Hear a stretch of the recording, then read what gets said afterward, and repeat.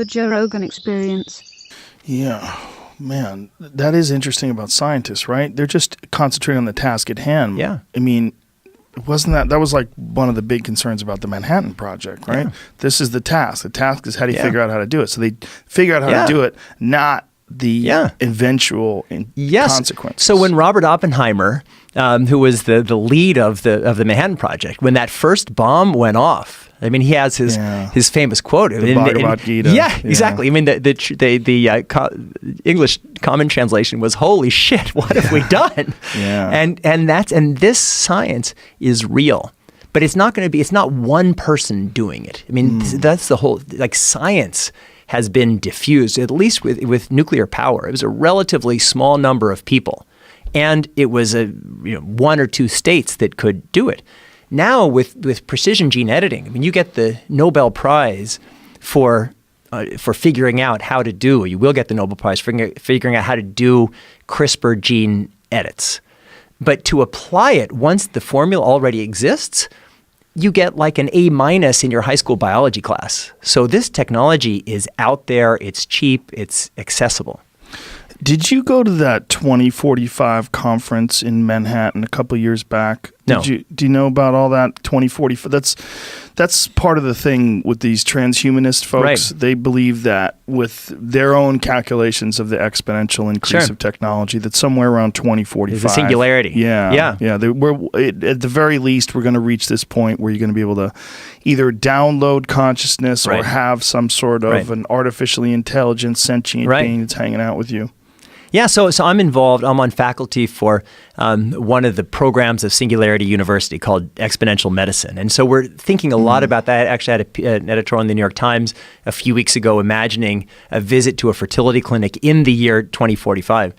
And again, because we're on this exponential change, it's really hard for people to internalize, to kind of feel how fast these changes are coming. I do think, though, Ray Kurzweil, who's a really incredible genius, he thinks that we are soon going to get to a point where our artificial intelligence is self-learning. Because when you think about it, AI, if it gets to the point where it can read something, read and comprehend, like in seconds, it will read every book ever written in human history. And then it's just, when you have all these doublings and all this more knowledge, you can imagine how that would happen pretty quickly. The counter argument against, and I think that it will, but I don't think that that our human brains are, on one hand, they're incredibly complex, and they're also kind of irrational. I mean, we have all these different layers. We have our lizard brain, and every decision that we make, there's the rational decision.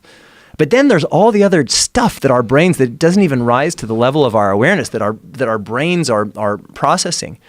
And right now, we only really have one really effective artificial intelligence algorithm, which is for pattern recognition. But if you think of pattern recognition as a core skill of what our brains do, our brains probably have 1,000, 2,000 different skills. But the core thing is whether we reach this singularity moment or not.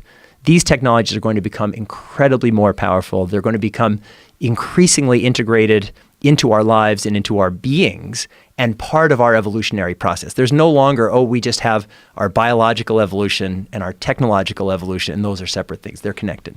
It's going to be that weird question of whether or not if an artificial intelligence is going to be able to absorb all of the writing that human beings have ever done and really understand us. Yeah. Will they really still be able to understand us just because they get all the writing? So right now, you would say no. I'd say no, yeah. But 20 years from now, 50 years from now, 100 years from now? They could come up with a reasonable facsimile. I mean, they could figure out a way to get it close enough. Yeah. Where it's like her, like that. Yeah. That's an essential point, because I think when people imagine this AI future, they're imagining like some intimate relationship with some artificial intelligence that feels just like a human. I don't think that's going to happen, because it's You don't? Well, no, but just because AI, it will be its own form of intelligence. And it may not be, frankly, we wouldn't want AIs with these brains like we have that have all these different impulses that are kind of imagining all this crazy stuff. We may want them to be more rational than we are. So like, chimpanzees are our close relatives. They don't think just like us. We're not expecting them to think like us. They're their own thing. And I think AIs will be their own things. Will we be interacting with them? Will we be having sex with them? Yes. but it's not going to be that they're just like us. They're going to be these things that live within us, live with us, and together we're going to evolve. Well, they're certainly already better at doing certain things like playing chess. Yeah. I mean, it took a long time for an artificial intelligence to be able to compete against a real chess master, but now they swamp them. Yeah. And they learn quickly, like incredibly quickly. They teach themselves. Yeah. So first we had chess, and chess people said, oh, that's what it means to be a human. The computers will never beat humans at chess. Now it's like everyone says, well, no human could ever compete.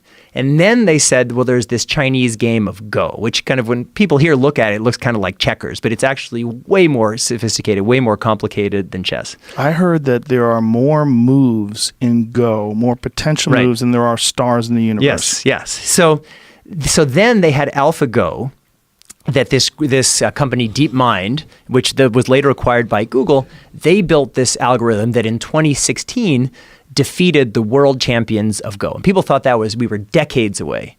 And then DeepMind created this new program called AlphaZero. And AlphaZero, with AlphaGo, they gave it access to all of the digitized games of Go. So it very quickly was able to learn from how everybody else had played Go. AlphaZero, they just said, here are the basic rules of Go.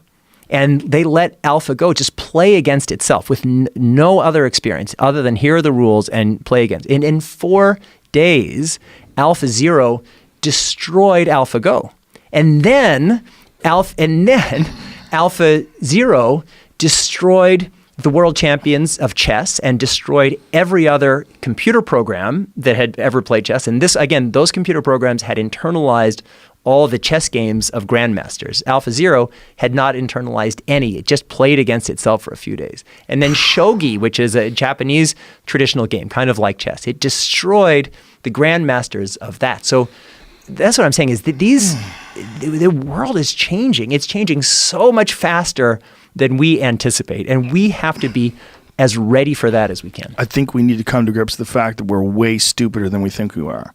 We think we're really intelligent, and we are, in comparison to everything else on this planet. Yeah. But in comparison to what is possible, we are really fucking dumb. In comparison to what this computer can do, and what the future of that computer is, and what maybe that computer is going to redesign another computer. You know, this is good, but I got some hiccups here. Yeah, no, it's true, and yet the technology is us. Right. Like this, it's not like this technology is some alien force. It's like we create art. We create, you mentioned cities, and we create these cities, which are these incredible places where dreams can happen. Cities like here in Los Angeles or New York, where I'm from. So this technology is us, and the challenge is how can we make sure that this technology serves our needs rather than undermines our needs. Yeah, and whether or not our needs supersede the needs of the human race or supersedes the needs of the planet. Yeah, we're almost too much chimp, right? To contemplate these critical decisions in terms of like how it's going to unfold from here on out. Yeah. And we really might, not we, but the people that are actually at the tip of the spear of this stuff, they really might be affecting the way the planet is shaped 100 years from now. And we're doing that now. I mean, there was an article came out the other day. There's 1 million species that are on the verge of extinction. We are driving all these other species to extinction. We're warming the planet. So humans are the determining factor in many ways for how this planet plays out. And that's why, in my mind, everything comes back to values. You're right. We have this lizard nature, this monkey nature. It's who we are, and you wouldn't want to take that away because that's the core of what we are. And yet, we're also a species that has created philosophy. We've created beautiful religions and traditions and art.